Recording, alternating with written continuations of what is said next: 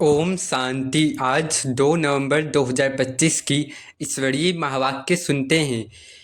अव्यक्त मुरली है। मुरली का टाइटल है अपने श्रेष्ठ सोमान के फकुर में रह, असंभव को संभव करते बेफिक्र बादशाह बनो।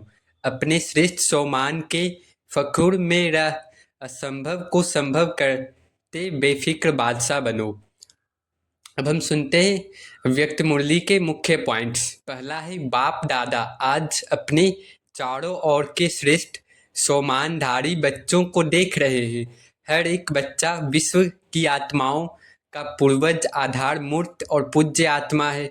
बाबा करें कि बाबा का हर एक बच्चा विश्व की आत्माओं का पूर्वज है, आधार, मूर्त है और पूज्य आत्मा है। दूसरा है यह ब्राह्मण जीवन असंभव को संभव करने वाला जीवन है। बाबा करें ब्राह्मण जीवन असंभव को संभव करने वाला जीवन है। जहाँ अन्य लोग कहते हैं कि प्रवृत्ति में पवित्रता कठिन है, वहाँ ब्राह्मण सहज रूप में पवित्र रह सकते हैं, क्योंकि पवित्रता हमारा स्वधर्म है। तीसरा है ज्ञान का फखुर। बाबा ने कहा कि छोटा सा बच्चा भी कह सकता है मैं आत्मा हूँ, परमात्मा को जानता हूँ। यह वह फखुर है जो विश्व की कोई भी आत्मा नहीं रख सकती। चौथा है बाप दादा के बच्चों का नशा। बाबा कहते हैं कि हम परमात्मा के डायरेक्ट बच्चे हैं। यही नशा हमें माया से बचाता है और बेफिक्र बनाता है कि हम परमात्मा के डायरेक्ट बच्चे हैं। माया से भी बचाता है और बेफिक्र भी बनाता है। पांचवा है सेट रहो, अपसेट नहीं। बाबा करें कि बाप दादा कहते हैं कि साक्षी दृष्टा की सीट पर सेट रहो तो अपसेट नहीं होंगे।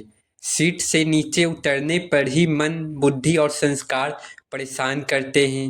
छठा है तीन चीजें जो आत्मा को डिस्टर्ब करती है। पहला चंचल मन, दूसरा भटकती बुद्धि, तीसरा पुराने संस्कार। सातवां पॉइंट है मेरे संस्कार कहना गलत है। पुराने संस्कार शूद्र जीवन के हैं, ब्राह्मण जीवन के नहीं। बाबा ने कहा कि मेरा कहने से वे संस्कार अधिकार जमा लेते हैं, तो पुराने संस्कार शूद्र जीवन के हैं, तो ब्राह्मण जीवन के नहीं है पुराने संस्कार। आठवां है बाप दादा का वरदान। बाबा ने कहा कि बेफिक्र बादशाह बनो। फिक्र व बोझ हो तो बाबा को दे दो, बाप सागर है, सब समा जाएगा। नौवा है दुआ देने का संस्कार। बाबा करें कि आप पूज्य आत्माएं हैं और पूज्य आत्मा का कर्तव्य ही है दुआ देना। देने से स्वतः दुआ प्राप्त होती है। 10वां है पुराने संस्कार समाप्त करने की विधि। बाबा करें कि कंबाइंड रहो, अर्थात समय पर बाप से सहयोग लो। जो सहयोग नहीं लेते उनके पुराने संस्कार महान बन जाते हैं। 11 है ब्राह्मणों का श्रेष्ठ संस्कार। बाबा ने कहा कि दुआ देना, रहम दिल बनकर सेवा करना, हर स्थिति में साइलेंस की शक्ति से निगेटिव को पॉजिटिव में बदलना। होमवर्क बाप दादा ने दिया कि मैं पूज्य आत्मा हूँ, मैं दुआ देने वाली आत्मा हूँ।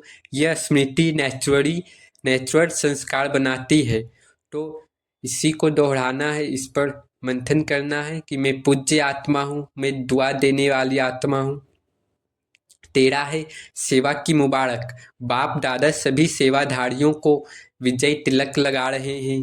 जो सेवा प्रेम से करते हैं उन्हें पदम गुना फल मिलता है। 14 है बाबा का प्रेरक संदेश कि बाप के गले का हार बनो। बाबा करे कि बाप के गले का हार बनो, हार कभी मत खाना, अर्थात परिस्थितियों में हार नहीं माननी। सफलता तुम्हारे गले का हार है। बाबा आज करे कि हार नहीं खाना, सफलता तुम्हारे गले का हार है। अंतिम में बाबा ने कहा कि अमर भव, मास्टर सर्वशक्तिवान आत्माएं बनो, माया के तूफानों को तोहफा बना दो। अब धारणा पॉइंट्स हैं। पहला सोमान में स्थित रहना। बाबा ने कहा कि मैं परमात्मा का डायरेक्ट बच्चा हूँ। धारणा पॉइंट्स हैं विश्व का पूर्वज और पूज्य आत्मा हूँ। तो ये सब बातें सोमान लेनी है कि मैं विश्व का पूर्वज और पूज्य आत्मा हूँ। हर कार्य, हर संकल्प इसी श्रेष्ठ सोमान में रहकर करना है। दूसरा, साक्षी दृष्टा की स्थिति अपनानी है, धारणा में लानी है साक्षी दृष्टा। जो भी परिस्थिति आए साक्षी दृष्टा बनकर उसे देखना है। बाबा करें कि सीट पर सेट रहेंगे तो अपसेट भी नहीं होंगे, तो साक्षी दृष्टा की धारणा लेनी है। तीसरा है मन, बुद्धि और संस्कार पर शासन। बाबा करें कि चंचल मन, भटकती बुद्धि और पुराने संस्कार पर विजय पाने के लिए साइलेंस की शक्ति का अभ्यास करना है। कंबाइंड स्थिति का भी अभ्यास करना है कि बाबा सदा मेरे साथ है, मास्टर और बाप कंबाइंड है। हर समय बाबा के साथ अनुभव करना है और उनसे सहयोग भी लेना है। पांचवा, दुआ देने का संस्कार बनाना है कि मैं पूज्य आत्मा हूँ, मुझे दुआ देनी है। छठा है फिक्र छोड़कर बेफिक्र बनो, बेफिक्र बनना है। ठीक। सातवां है पुराने संस्कार को समाप्त करना है, मेरे संस्कार नहीं करना है, ये सब शुद्ध जीवन के संस्कार हैं। और पवित्रता, प्रेम, शांति और दुआ देनी है। और आठवां पॉइंट है कि सेवा में रहमदिल बनना है। नौवां है फरिश्ता स्वरूप का अभ्यास करना है। आज चलते फिरते 1-2 मिनट के लिए अभी ब्राह्मण, अभी फरिश्ता स्थिति में आओ, शरीर से परे बाबा के साथ अशरीरी अनुभव करो। और 10वां है हार नहीं, हार बनना। बाबा कहते हैं कि बाप के गले का हार बनो, परिस्थितियों में कभी हार मत मानो, क्योंकि सफलता ही बच्चों के गले का हार है। अब नशा चढ़ाने वाले पॉइंट से पहला है मैं परमात्मा का डायरेक्ट बच्चा हूँ, मुझे स्वयं शिव बाबा पढ़ा रहे हैं। दूसरा है मैं पूर्वज और पूज्य आत्मा हूँ, सारी सृष्टि की जड़ में मेरा आधार है। तीसरा है मैं बेफिक्र बादशाह हूँ, फिक्र नहीं, केवल बाप की याद और खुशी है। चौथा है मैं विजयी रत्न हूँ, बाप ने मेरे मस्तक पर विजय का तिलक लगा दिया है। पांचवा है मैं दुआ देने वाली आत्मा हूँ, मेरी दृष्टि, वाणी और संकल्प से शुभ भावनाएं निकलती हैं। ये सब नशा चढ़ाने वाले पॉइंट से इसे याद करनी है कि मैं मास्टर सर्वशक्तिवान आत्मा हूँ, माया के तूफान मेरे आगे तोहफे बन जाते हैं। मैं ही फरिश्ता आत्मा हूँ, डबल लाइट स्थिति में रहते हुए सेवा करता हूँ। आठवां है मैं बाप के गले का हार हूँ, मैं कभी हार नहीं खाता, केवल जीत का अनुभव करता हूँ। नौवां है मुझे सर्व शक्तियों का वर्षा मिला है, बाप की मदद हर क्षण मेरे साथ है। 10वां मेरा नारा है असंभव को संभव बनाना हमारा स्वभाव है। तो ये सब नशा चढ़ाने वाले पॉइंट्स थे।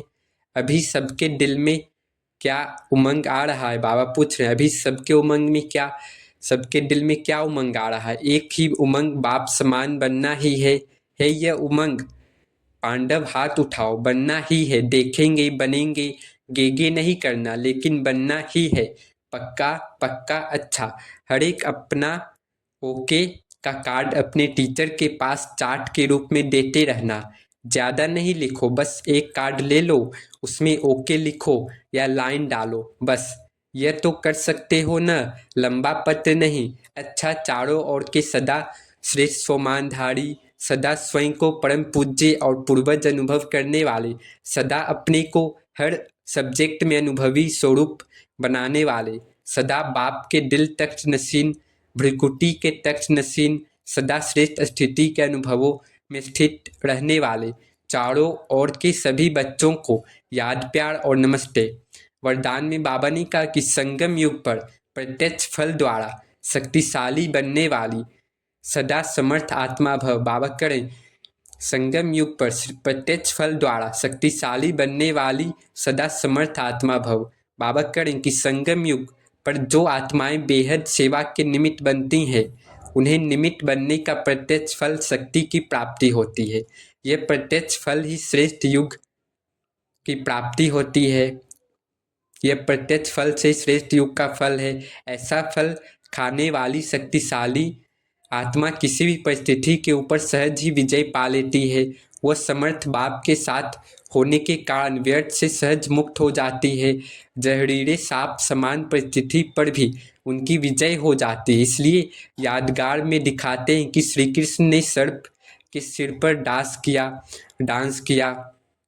स्लोगन में बाबा ने कहा कि पास विद ऑनर बनकर पास्ट को पास करो और बाप के सदा पास रहो। बाबा कह रहे हैं कि पासविद ऑनर बनकर पास्ट को यानी बीता को पास करो और बाप के सदा पास रहो। अव्यक्त इशारे में बाबा ने कहा कि अशरीरी व विदेही स्थिति का अभ्यास बढ़ाओ।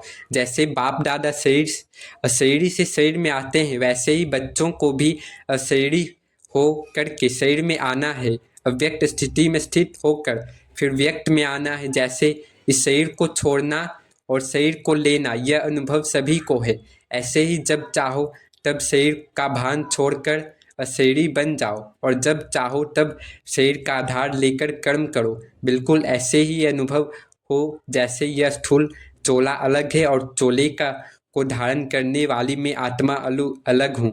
अच्छा, ओम शांति, ओम शांति, ओम शांति।